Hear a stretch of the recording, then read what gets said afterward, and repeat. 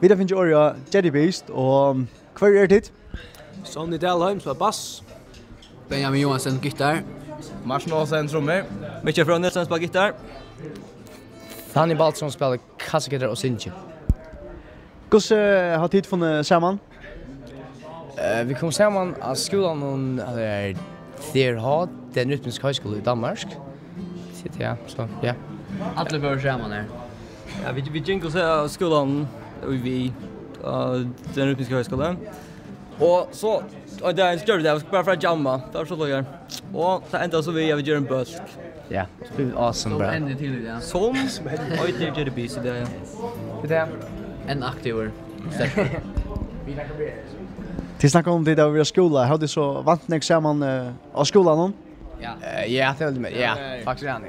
4 för veckan, 5-6 för veckan. Ja. 20 för veckan alltså. Men ju faktiskt ja, men det var ja, cirka ja där. Han kom där ganska. Ja. Det är så att vi gick skolan så blev man liksom bulka och i sån så sammanspelshall kallar det där.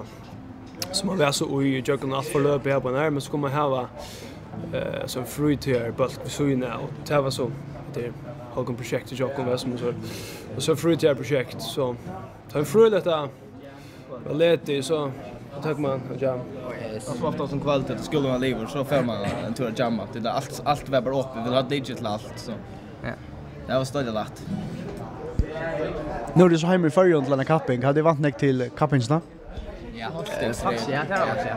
Brötnik var sanko, brötnik var sancher och så där. Mig där var vi från land touch marken till land Hogsjäng var det. Ja, 60 minuter eller nej. Oj, det var en rockning.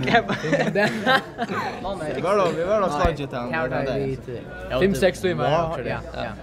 Jag hade morgonmätt så där samman så. Ja, så ju det stå. Skilda stadig massa pengar för det. Ja, ja. Det var låst gott och så. Väldigt omstort jobb. Ja, det är som tjänar och det är gott. Går så vi tonelage och text är det något som till själva framlägga eller kopiera det för öron? Ja, det. Nej, vi För kommer att inte vi cement så må vi inte göra egen lö. Ja. Det kräver att vi ska spela 2 av egen lö och vi spelar 3 av egen lö Så det till allt egen. Det var från början när vi spelade vi in kvar. Det var så kom samman vi började jamma.